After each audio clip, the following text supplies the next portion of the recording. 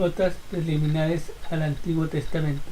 Nombre. ¿Por qué a la Santa Biblia se le llama Antiguo y Nuevo Testamento? El testamento, en latín Testatio Mentis, que significa testimonio de la voluntad, es el acta judicial por el cual una persona dispone para después de su muerte a favor de un familiar o una persona a la cual se le tuviese estima de todos sus bienes o parte de ellos. Algunos autores sostienen que no proviene de Testatio Mentis, sino que sus orígenes se encuentran en el vocablo testis, por lo que se hace referencia al testigo, es decir, el testamento no tiene significado como expresión material de la voluntad, sino que es un acto en el que se atestigua esta voluntad. El pacto, en latín, pacto, es un contrato o trato solemne, estricto y condicional entre dos o más partes en que se establece una obediencia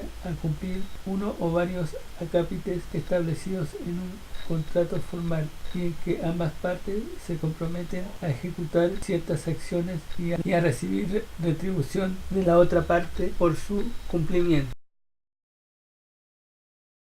En cuanto a la Biblia respecta, el Antiguo y Nuevo Testamento es la voluntad de Dios, la cual es que el hombre podrá disponer de una herencia testamentaria que será otorgada mediante un pacto mutuo y personal con Dios. Esta herencia testamentaria mediante un pacto comienza en Génesis 1 en adelante y consiste en dejar al ser humano como heredero de la tierra que él ha creado. Compare con Génesis 1:8. Y los bendijo Dios y les dijo: fructificad y multiplicaos, llenad la tierra y sojuzgadla, y señoread en los peces del mar, en las aves de los cielos y en todas las bestias que se mueven sobre la tierra.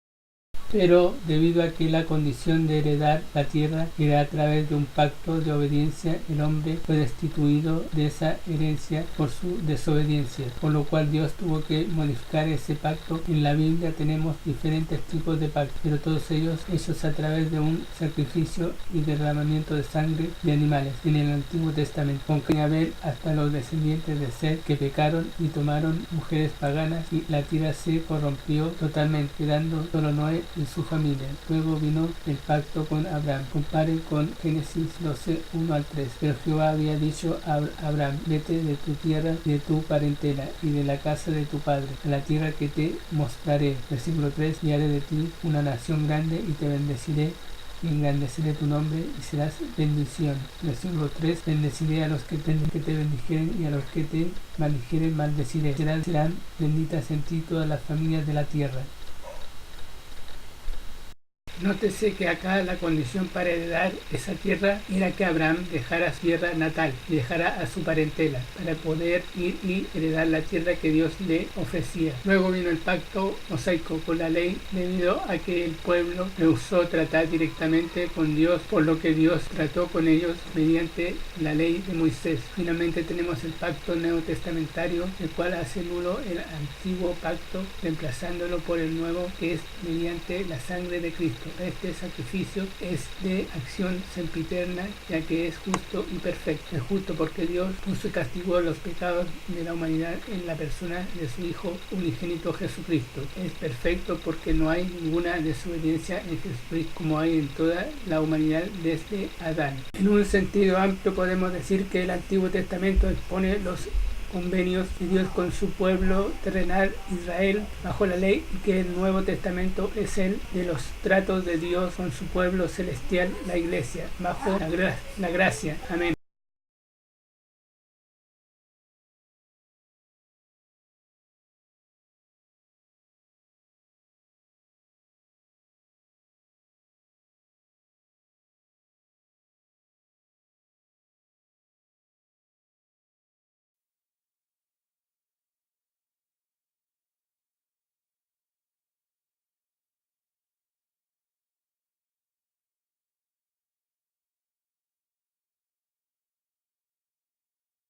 Segundo propósito, demasiados cristianos evitan el Antiguo Testamento pensando que no tienen mensaje para ellos o que es demasiado difícil de entender. Pero por favor, dése cuenta de que el Antiguo Testamento fue la única Biblia que Cristo, los apóstoles y la iglesia primitiva poseían. Es importante entender eso porque ese fue el motivo por el cual Dios concedió dones a la iglesia, porque solo poseían el Antiguo Testamento y Dios les enseñaba a través de esos dones a la iglesia primitiva. Por eso Pablo en 1 Corintios 13 dice que en parte conocemos y en parte profetizamos, porque la palabra de Dios aún no estaba completa, solo en parte. Y dice además, cuando venga lo perfecto, lo que es en parte se acabará. Y menciona el don de profecía, de ciencia y de lengua. Lo completo que vendrá es la completa revelación de la Santa Biblia. Cuando fue completada, acabaron los dones que nombra 1 Corintios, quedando solo los dones que menciona Romanos capítulo 12.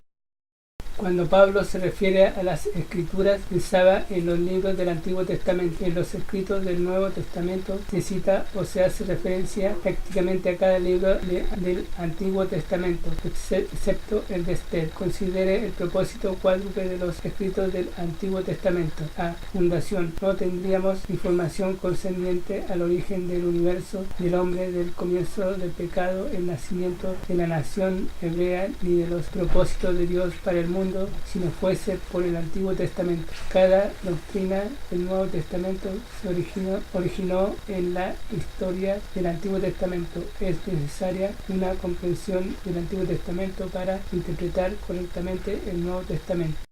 B. Preparación. El Antiguo Testamento revela la preparación de Dios para la venida de su Hijo al mundo. En Génesis vemos la necesidad de un Salvador y la promesa de que vendría mediante la mujer y la nación judía de la tribu de Judá. El resto del Antiguo Testamento amplía estos hechos básicos y muestra cómo Satanás trató de destruir a la nación judía para impedir el nacimiento de Cristo. Génesis 3:15 indica que hay dos simientes en conflicto en el mundo, la de Satanás y la de Cristo, y vemos este conflicto desde Génesis capítulo 4 del 1 al 26 en adelante. C. Ilustración. El Antiguo Testamento es una galería de cuadros en el cual Dios con frecuencia muestra su voluntad con tipos y símbolos. Cada doctrina del Nuevo Testamento se ilustra con el Antiguo Testamento. El Cordero Pascual de Éxodo capítulo 12 es un símbolo de Cristo, Juan 1:29 y 1 Corintios 5:7. El tabernáculo del Antiguo Testamento ilustra la resurrección. El aceite de la unción representa al Espíritu Santo, etc. Cuando estudie el Antiguo Testamento, asegúrese de hacerlo a la luz del Nuevo Testamento para disipar las sombras. Colosenses 1:17. Y asegúrese de mirar la presencia y obra de Cristo.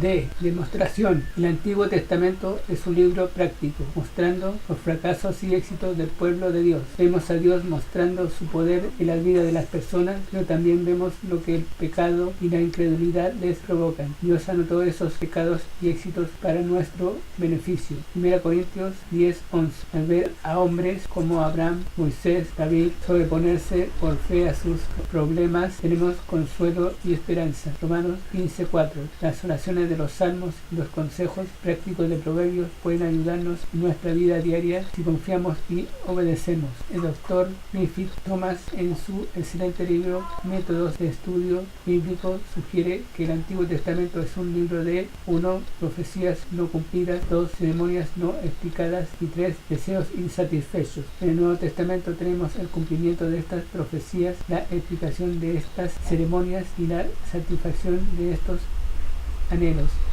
Y por supuesto todo esto fue cumplido mediante el nacimiento, vida, muerte y resurrección de Cristo. Tercero, análisis. En cada división de la Biblia usted hallará hechos históricos, experiencias personales, expectación profética. El Antiguo Testamento nos da la historia del pueblo terrenal de Dios, Israel, mientras se prepara el camino para el nacimiento de Cristo. Y el Nuevo Testamento nos da la historia de la Iglesia según el pueblo de Dios vive por Cristo y mira con esperanza a su regreso. Se puede bosquejar los principales mensajes del Antiguo Testamento como sigue. Fundación. Génesis, Deuteronomio, el cimiento para el resto de la narración bíblica. Demostración, Josué, Esther, la obra de Dios en cada persona y en la nación. Aspiración, Job a Cantares de los Cantares, los anhelos del pueblo de Dios por una experiencia personal con su Señor. Expectación, Isaías a Malaquías, profecías del Cristo que viene y del justo reino de Dios. Cuarto, principios de estudio. A. Revelación progresiva. En el Antiguo Testamento, las verdades divinas se revelan gradualmente y no llegan a la luz de la verdad de Dios sino hasta que arriban al Nuevo Testamento. Por lo tanto, cuidado con edificar doctrinas en versículos aislados del Antiguo Testamento, en especial de Eclesiastés o Salmos, e ignorar las claras enseñanzas del Nuevo Testamento. Recuerde el viejo refrán: el nuevo está escondido en el antiguo revela por el nuevo. Los principios de Dios no cambian, pero sus dispensaciones sí. B. Cristo. Nuestro Señor Jesucristo es la clave a la Biblia y es imposible entender el Antiguo Testamento aparte de él. Como Graham Croy acertadamente lo dice, a Cristo se predica en el Antiguo Testamento, se presenta en los Evangelios, se proclama en Hechos, se posee en las Escrituras, sobre todo en Apocalipsis. Las expectaciones de las experiencias de la nación judía en el Antiguo Testamento son los eslabones de la cadena que conduce a su nacimiento en Belén. Cada tipo y símbolo es un cuadro de él. Y a Cristo y el Antiguo Testamento será un nuevo libro para usted. C. Obediencia. No es suficiente estudiar el Antiguo Testamento y hallar maravillosas verdades acerca de Cristo y su salvación. Debemos aprender las lecciones prácticas y ponerlas por obras en nuestras vidas. Toda la Escritura es útil para instruir en justicia. 2 Timoteo 3, 16 al 17. Y esto incluye al Antiguo Testamento. Es maravilloso comprender verdades históricas, doctrinas y dispensaciones, pero si nuestro estudio no nos lleva a la verdad práctica, a vivir piadosamente, es en vano. Amén. Vivir para Cristo, morir para el mundo. Aquí tenemos ejercicios y test con preguntas bíblicas. La trivia bíblica. Pregunta número 1. ¿Qué significa la palabra latina testatio mentis? A. Testimonio de la voluntad. B. Testigo que miente. C. Testigo del pacto. Pregunta número 2. ¿Qué es un testamento? A. Pacto. B. Acuerdo. C. Un acta judicial. Pregunta número 3. ¿Qué se dispone en un testamento? A. Todo o parte de los bienes de una persona. B. Solo se puede disponer de parte de los bienes de una persona. C. Ninguna de las anteriores. Para ver la respuesta, haga clic en el icono Respuestas.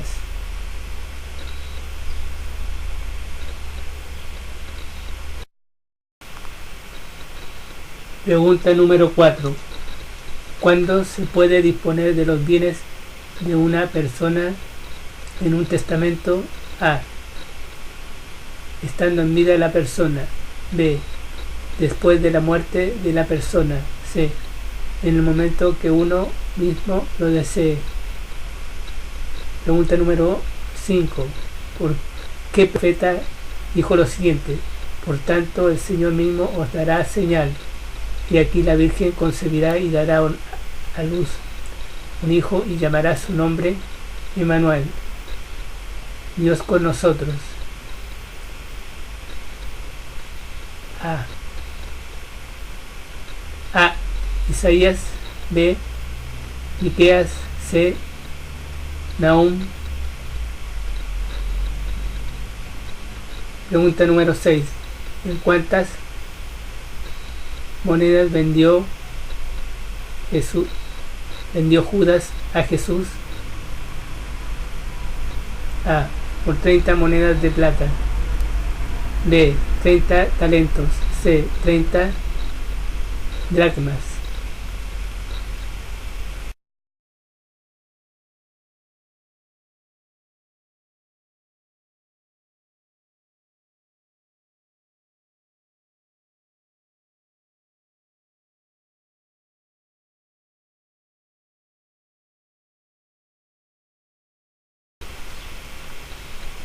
Para ver las respuestas, haga clic en el icono del mouse.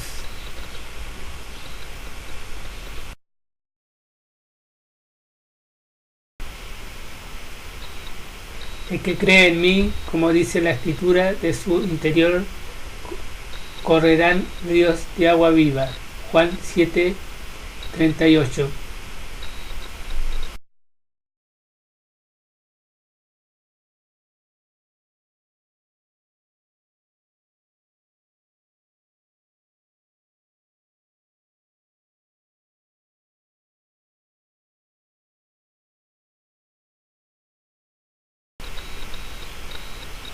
Y esta es la confianza que tenemos en Él, que si pedimos alguna cosa conforme a su voluntad, Él nos oye. Primera de Juan 5:14.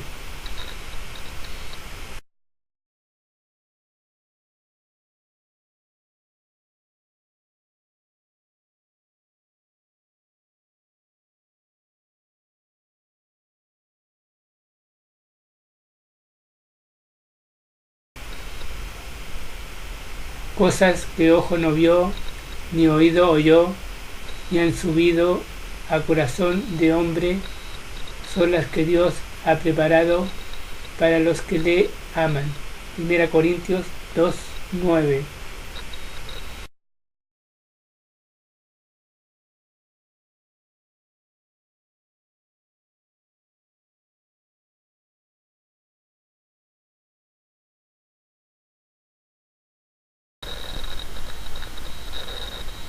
Jesús te ofrece la salvación eterna. Acepta a Jesús como tu Señor y Salvador personal y tendrás tu vida eterna. Porque todo aquel que invocare el nombre del Señor será salvo. Romanos 10:13.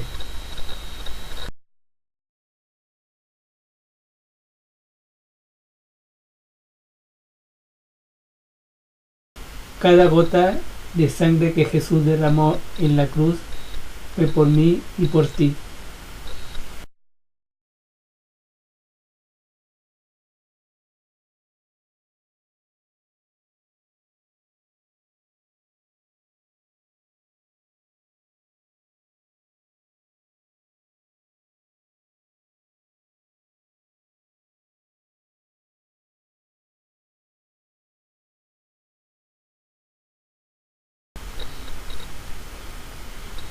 Jesús nos dijo: escudriñad las Escrituras, porque a vosotros os parece que en ellas tenéis la vida eterna, y ellas son las que dan testimonio de mí. Juan 5:39.